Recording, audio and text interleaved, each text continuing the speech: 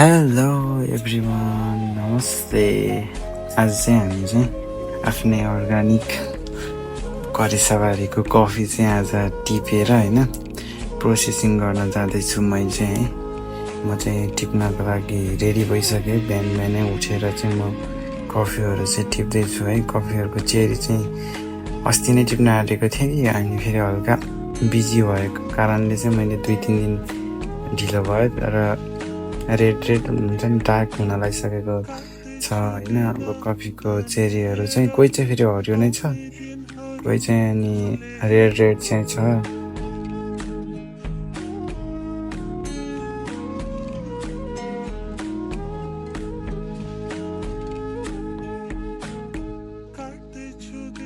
अब चाहिँ यसलाई 2-3 चोटि चाहिँ सफा पानीले चाहिँ पखाल्नुपर्छ है, किनभने अब यो नेचुरल प्रोसेसिङ गर्दाखेरि त यत्तिकै सुकाइन्छ नि त। त्यही पनि एकचोटि राम्रोसँग पखालेर सफा पानीमा 2-3 चोटिसम्म पखालेर चाहिँ हजुरहरूले सुकाउनुपर्छ घाममा।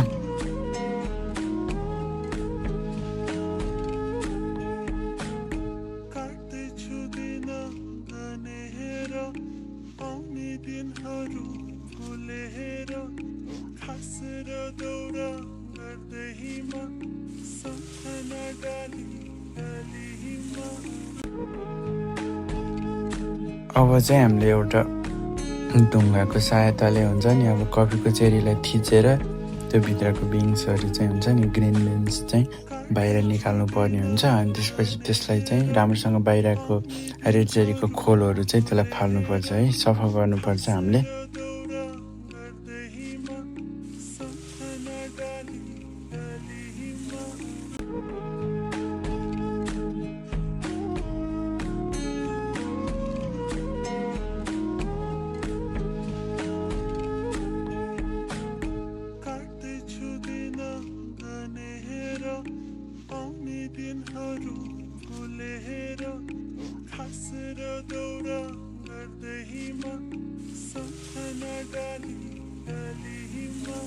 यो चेरीको खोल अनि त्यसपछि बिन्सहरू, ग्रिन बिन्सहरू चाहिँ बाहिर छुट्याउनको लागि चाहिँ एकदम गाह्रो हुन्छ है। मैले लगभग आधा घन्टाभन्दा नि बेसी लाएर चाहिँ यसलाई छुट्याइसकेको छु।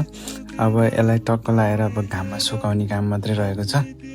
मैले चाहिँ 2टा प्रोसेसिङ गरेछु, एउटा नेचुरल एउटा वास्टवाला चाहिँ गरेको हो। हेरौँ कस्तो रिजल्ट आउँछ है त आफ्नै अर्ग्यानिक कफीको। Thank you for watching, bye by.